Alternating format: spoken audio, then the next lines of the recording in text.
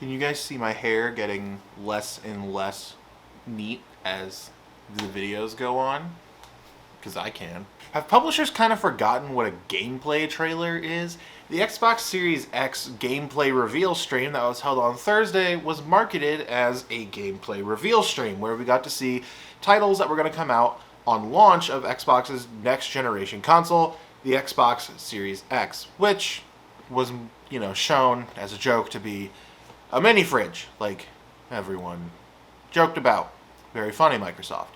During the stream, I could only see a few instances of actual gameplay being revealed, with most of them actually being in-engine cinematic trailers, which is, not gameplay.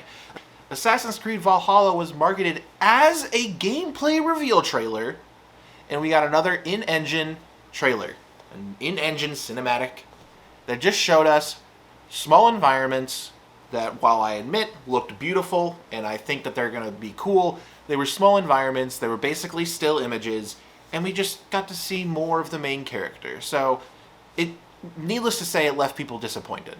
Hello everyone, my name is Nick Owens, and I know that the intro is coming a little bit after what it normally is, but I needed to get a hook so people would actually stay for the video. If you guys enjoyed this video, please leave a like to help me out in the YouTube algorithm, but also, it just helps me gauge what type of content you guys like. Subscribe if you want to see more of this type of content. I have videos in the channel that you can check out there. And without further ado, let's step into why the Xbox Series X gameplay reveal trailer is a bit disappointing.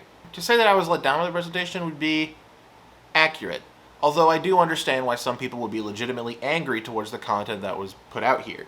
It's worth noting that the only AAA publisher that was really there was Ubisoft, which showed off that in-engine trailer for Assassin's Creed Valhalla, with the rest of the studios and games being shown off being from studios that Microsoft had acquired through their Xbox Game Studios program. And while I admit those games have good potential and they look great, which I'll touch on later, people wanted to see some other titles, specifically this one. Also of note, there was no appearance from 343 Industries, the studio that was responsible for Halo 4 and 5, and the announced, but incredibly vague, cryptic, mysterious, whatever word you want to use for it, Halo Infinite. Now, Halo Infinite, at this point, needs to be a game that blows everyone out of the water. It needs to be this incredible game for a few different reasons. Luckily, there's an event in July where Xbox is going to show off some of their other flagship titles. So hopefully the AAA publishers get enough time to polish up those demos and show us what they're really made of.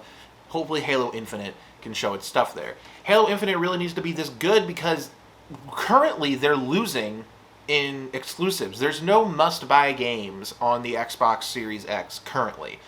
The only one that could sway people at the moment is Halo Infinite. That's the only reason why people are staying around at all. So if the game doesn't look good, if the game doesn't feel good, if the game just isn't good, people are going to switch over to PlayStation. Xbox needs to keep this in mind moving forward. They need to put their best foot forward no matter what, right? If they don't, they're going to lose in sales regardless of how good or bad PlayStation actually is. Now, I would like to point out that the reason that Microsoft is putting out so many indie titles is because they want a piece of that pie. They want a piece of the pie that PC gamers have gotten for so long. Typically, console gamers are only buying for AAA because that's where most of the console publishers go, because it's harder to get games onto a console than it is onto Steam, which is, make a game and then upload it. It's really not that difficult for individual or independent publishers or game creators to put a game out on the PC market. That being said, no one's going to buy a $500 console for a game that is an indie title or multiple indie titles. What they'll do is they'll just wait for it to come out on PC and buy it there, because there's no reason for them to buy a $500 console for that. They already have a PC that can run it. Those games aren't going to be incredibly demanding. The games aren't going to be, top spec.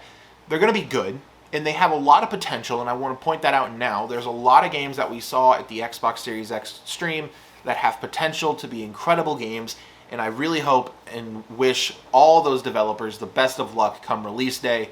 I want to see this indie scene glow up. I want to see every publisher, on the same playing field.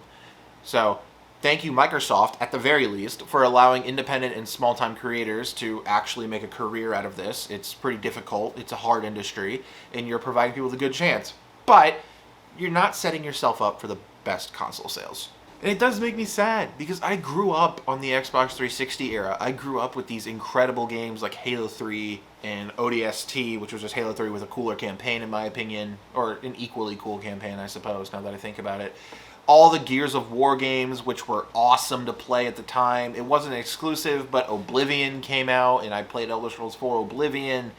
And PlayStation, their exclusives weren't talked about a lot at that time. They had them. They had Killzone. They had Infamous. They had Uncharted. Uncharted was being talked about. But they didn't really have anything else. Of course, they had God of War at the time. But now, PS4 has these incredible titles. Last of Us, God of War 2018, which is still in my all-time top 5 favorite games ever. They have Marvel's Spider-Man, which is owned by Sony. So Microsoft isn't going to get that anytime soon unless they pay an absurd amount of money. And let's not forget that the deals that they have with like every Japanese developer, specifically talking about like Atlas, the guys who make Persona 5, those guys are going to be on PlayStation for the foreseeable future.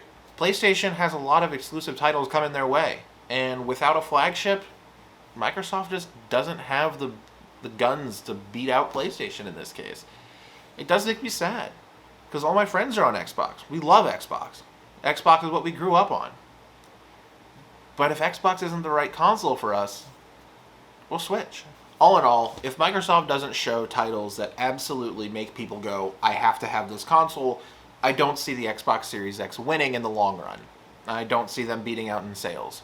I think PlayStation at the current moment has a better lineup of exclusives, and I think those exclusives can be made into longer franchises. I'm assuming God of War is going to get an announcement of sometime this year. We know Last of Us 2 is coming out. That'll probably get ported to the PlayStation 5. Marvel's Spider-Man will probably come at a Marvel Spider-Man 2 because of the huge success that it had.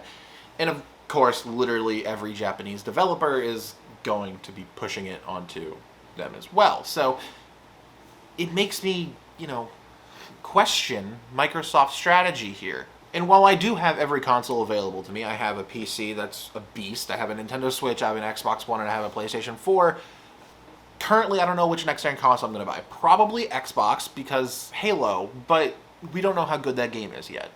So it remains to be seen. But as it stands, this is my thought process. As it stands, there's no reason for me to buy a fridge, especially when I already own one.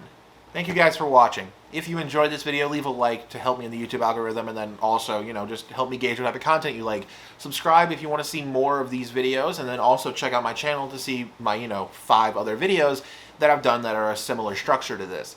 I do really appreciate the support each and every one of you give me. You can keep up with me on Twitter at Kyogre. I'll put the link right here, and you can find all my other social media links in the description down below. Thank you guys so much for watching, and until next week, I will see you all later.